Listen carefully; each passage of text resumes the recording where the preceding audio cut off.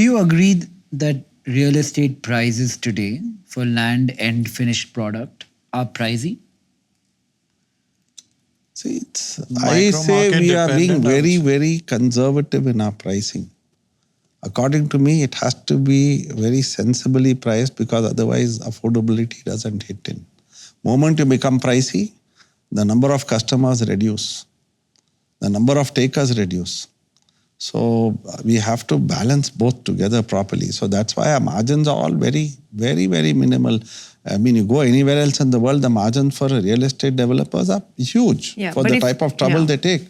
The last few years, I think post-COVID, there wasn't much of a price appreciation, right? In 2020, 21, 22, there wasn't too much of a price appreciation.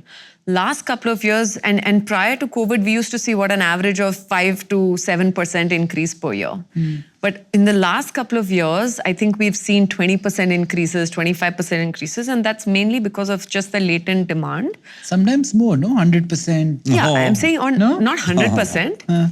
But like say 20-25%, and that's a factor of two reasons. One is because there's just no inventory in our major cities. Like Bangalore has an overhang of 3.5 quarters, which is 9 months or so. And just to get projects approved, it takes 9 to 12 months. 18 months. Okay, 18 months in some cases, but on average about 9 to 12 months. So there is like all the inventory that we have will sort of run out if we don't launch more and more projects. So that's the kind of demand that there is.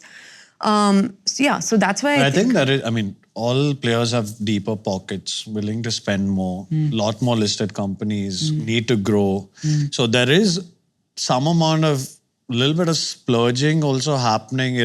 Like not everyone has been as responsible with pricing and signing certain JDA terms or paying certain price for land and things like that. I think Mumbai, type of prices, the way the prices have, sort of like gone up, it has a trickle-in factor of how much it costs to buy the land or buy fresh land, which is, I think, why also a lot of developers prefer a JDA type of, structure, because it's much lighter. I can put stuff up much quicker. I have a different take on this. We developers do the hard work. Yeah. We create the wealth for others.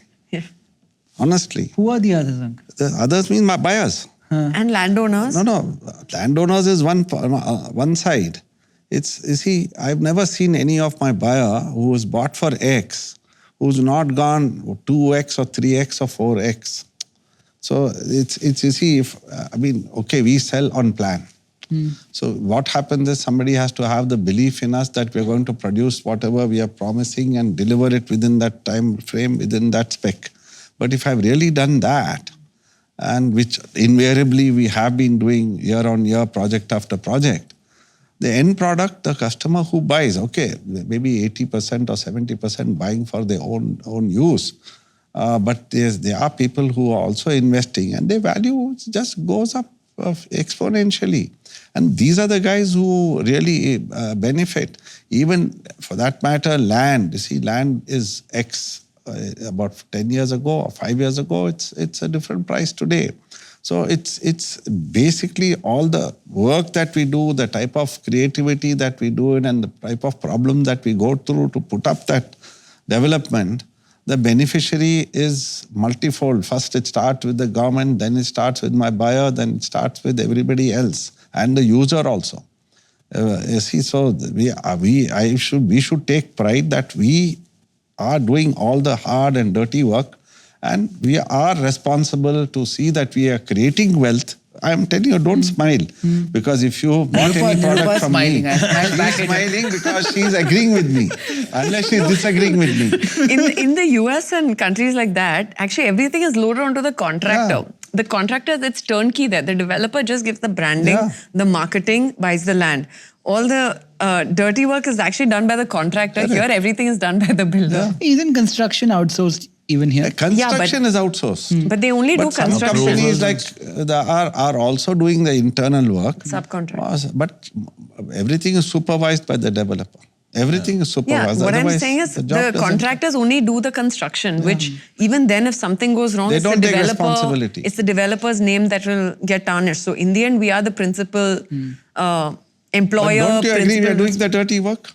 Yeah, I Don't you did agree that we are creating She's wealth still for smiling. others? Yes or no? Hasn't your 100%. product that you've sold on 100%, plan Nikhil. and what is now when it's Yeah, ready? so actually hasn't we it should be getting exploded? higher returns than we currently Absolutely. are, because Agreed. actually, actually, if you look at the listed entities, the margins, like you said, profit after tax is very slim. It's You very make slim what, margin. 11-12% margin? That's it. That's in a good year. Otherwise, sometimes it's high single digits also. PAT. I'm talking about PAT. Why is there a difference in that margin number between different companies, listed ones? It's around the same. It's like maybe a percentage or two different. It's just operational efficiencies. It's your JDA sharing ratios. It's your procurement. How efficient are your procurement? Cost of Which construction. segment also